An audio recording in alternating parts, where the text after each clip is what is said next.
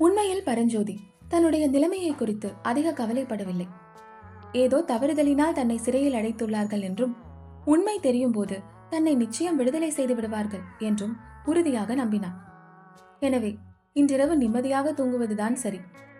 ஆனால் ஏன் தூக்கம் வரமாட்டேன் என்கிறது? ஓஹோ, எல்லாம் இந்த ஒரு சான் வயிறு செய்யும் காரியம்தான். ராத்திரி ஒன்றும் சாப்பிடவில்லை அல்லவா? பசி வயிற்றை கிழகிறது. அதனால்தான் தூக்கம் பிடிக்கவில்லை. நல்ல காஞ்சி நகரம். நெடுந்தூரம் யாத்திரை செய்து வந்த அதிதிகளை ராப்பட்டினி போட்டுக் கொள்கிற இந்த நகரத்தை பற்றி என்னத்தை சொல்வது?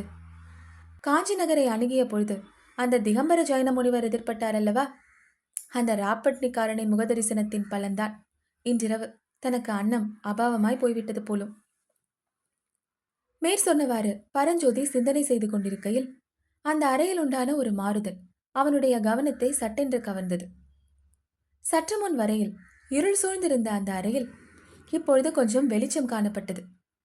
இந்த மாறுதலுக்கு காரணம் என்னவென்று அதிசயித்து பரஞ்சோதி மேலே பார்த்தான்.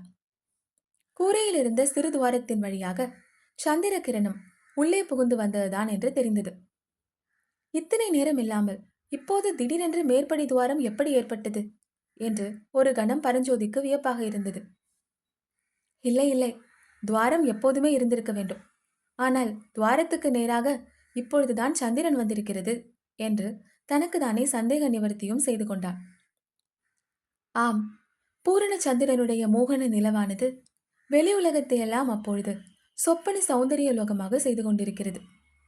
அந்த விஷயத்தை தனக்கு எடுத்துச் சொல்லி தன்னுடைய வயிற்றெரிச்சலை கொட்டிக் கொள்வதற்காகவே மேற்கூரை துவாரத்தின் வழியாக அந்த சந்திர கிரணம் உள்ளே புகுந்து வருகிறது போல.